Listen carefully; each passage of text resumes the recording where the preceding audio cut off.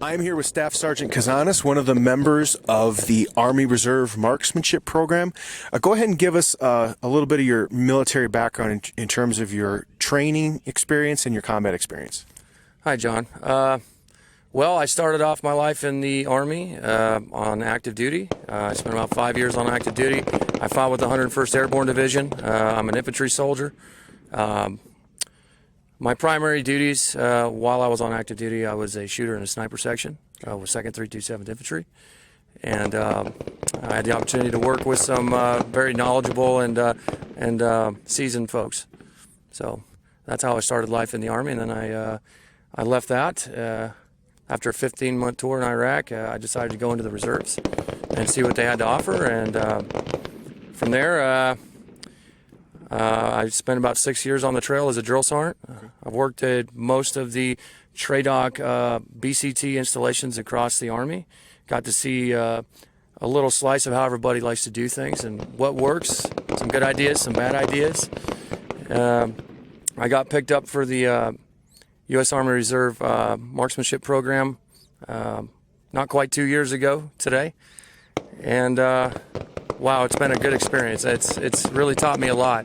I thought I knew some things before I joined up with the team, but boy, I've had the opportunity to rub elbows and learn from some of the best shooters in the country and probably in the world. Okay.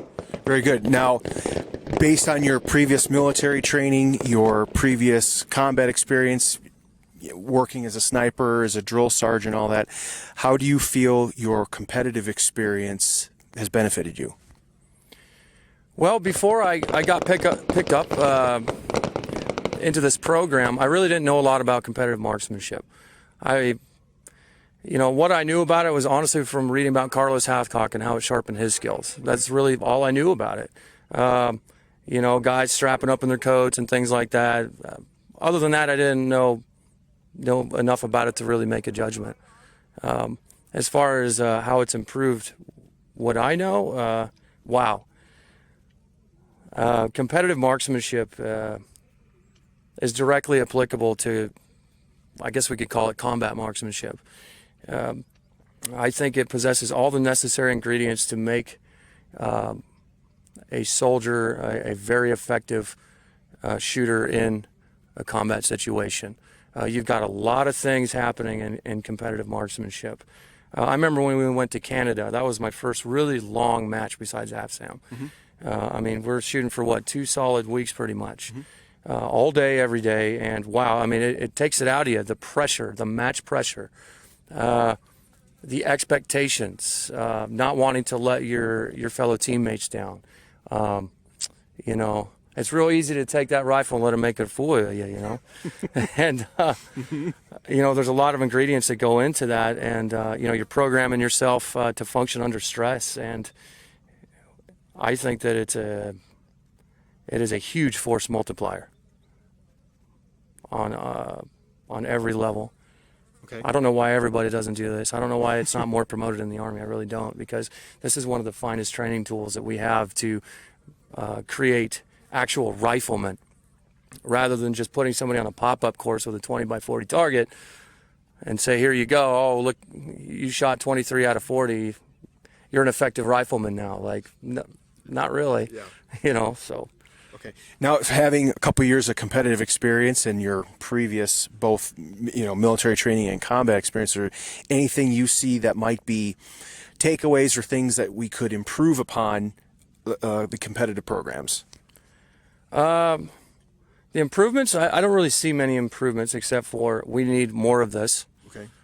There's a few little matchisms, like, kind of depends on where you go, weapons handling. One example that comes to mind right now is when I'm working with a pistol, this is my workspace, Sure.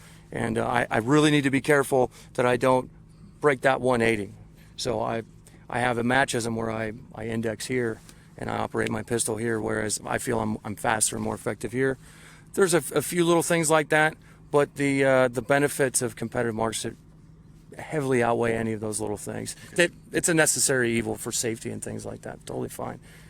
I guess probably you have some artificial restrictions placed in there for safety's sake, which might not necessarily be real world, but I guess the real issue would be, is that going to outweigh the benefit, or is that going to cause some bad habit or problem down the road? Not really, not really. I don't think there's anything detrimental there at all. The benefits outweigh any of that by the 10th power. Lots, okay. Lots and lots, yeah. Fair enough. All right. It's one of the best training tools I've ever seen. You know, I wish that we could implement this into our basic program for soldiers. You know, even if it's just like a local unit match, hey, you know, if there's an incentive, create some match pressure and things like that, because we don't really have any of that in our current qual program, you know. All we're concerned with is everyone passing a minimum standard versus how good could everyone get, or how much improvement could we possibly gain. Yeah, absolutely. The Army, in my opinion, from what I've seen, doesn't care about marksmanship. It cares about metrics. You know, our primary reason for existence is to close with and destroy the enemy by means of fire and maneuver. At the end of the day, all the logistics, everything, it revolves around that. And if you got a guy on the ground that can't use his rifle, then what good is all the rest? The Army doesn't care about marksmanship, and it needs to. Mm-hmm.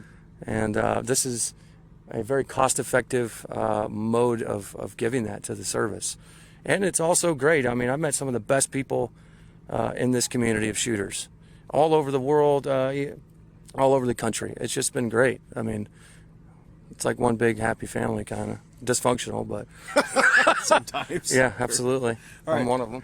Very good. Well, thank you very much for your comments. Yes, sir. Thank you.